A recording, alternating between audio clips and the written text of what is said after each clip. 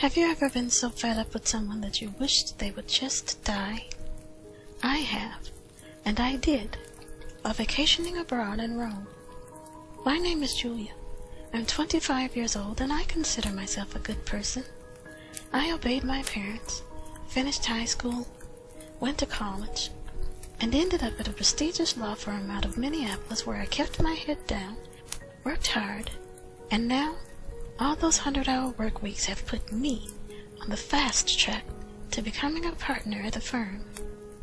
Once I make partner, I'll settle down and finally start a family. Because like my parents always said, hard work has its own reward. Well, I got my reward the day before my vacation, though it was more like a knife in the heart. My colleague and former best friend stole my biggest client from under me, signed them up for a 5-year contract behind my back, and she was promoted to partner instead of me. Needless to say, my 14-day Rome vacation, the one I've been looking forward to for over 2 years, it's officially ruined. Oh, but I'm still gonna go. I need to distance myself from this place and this town to keep me from tracking her down and strangling her to death with my bare hands. Here I am, finally standing in front of the extraordinarily beautiful Trevi Fountain, my first day in Rome, and all I can think about is how to kill her and get away with it. I wish she would just die, I blurted out, though I hadn't intended to. Trevi Fountain is massive, with a calming, mystical aura surrounding it. It's customary for patrons to toss a coin in and make a wish, so I didn't feel threatened by the elderly gentleman lingering nearby when he turned to me with a wry smile and said, "Well, go on then, girl. Toss your coin in. You want your wish to come true, don't you?" "I suppose I do," I answered back, as I fished a coin from the leather change purse in my jean pocket. I clasped my hands together encircling the shiny new quarter, closed my eyes, raised my hands to heaven, and made a wish. When I opened my eyes to toss the coin into the fountain, I was alarmed at the sight of the old man standing directly in front of me, so close that our noses were almost touching. It was a knee-jerk reaction to back away, but in doing so, my arms flew out in front of me, arbitrarily causing me to fling the quarter into the fountain. At precisely the moment the coin hit the water, I felt a blast of air in my nostrils. Now I can't be sure, but in that moment, I felt as though something or someone had entered me. The old man's breath reeked of cheap liquor, and the sour smell almost made me gag. But this didn't matter to him one way or the other. He simply smiled and then turned and walked away. He appeared to be a tourist, and I never saw him again, so I put the strange incident out of my mind. Aside from being plagued by misery, the duration of my trip went off without a hitch. I was preparing to run some errands when the phone rang. It was a colleague from work calling to tell me that my ex-best friend had died in a freak accident while I was away in Rome.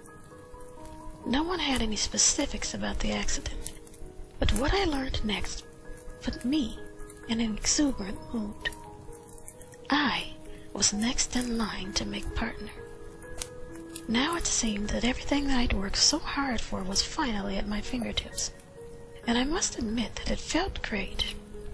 I did, however, feel a tad guilty about the way I'd finally made partner, but only for an instant. I mean, I didn't kill her, and it never even occurred to me to connect this turn of events to the wish. The months that followed were heaven on earth.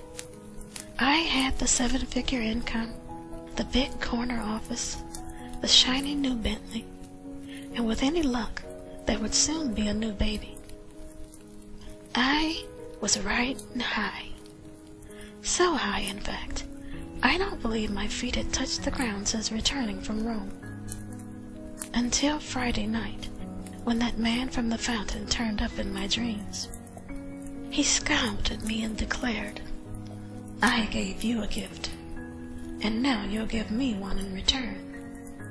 I sprang up in bed, shaking uncontrollably. And that's when it hit me. No, it couldn't be, I whispered. I don't believe it. Nobody's wish comes true. This is the stuff of fairy tales. Even so, I didn't dare go back to sleep. I was afraid that the man would be there, lurking in the shadows. And I was equally afraid of what might happen next. When the sun rose this morning, it all made sense. It was 1 year ago today that I visited the Trevi Fountain in Rome, where I met the strange man and made that wish. Ironic, isn't it, that he'd chosen this day to exact his payment? I thought I had all the time in the world, and now I find myself nervously watching the clock in anticipation of that moment when, out of sheer exhaustion, I'll finally surrender and sleep. When you work as many hours as I do every week, there comes a time when your body just shuts down, whether you want it to or not. Despite the no-dose and Red Bulls I'd been plying myself with all day, I couldn't fight it any longer. It happened around midnight. I closed my eyes, and sure enough, there he stood, lingering in the darkness, just as he'd lingered beside the fountain. The last thing I remember are the ominous words he spoke as he lunged at me from the shadows. I hope it was worth it.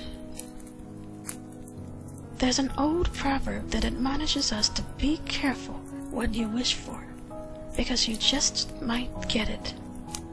And had I listened, I might still be alive today.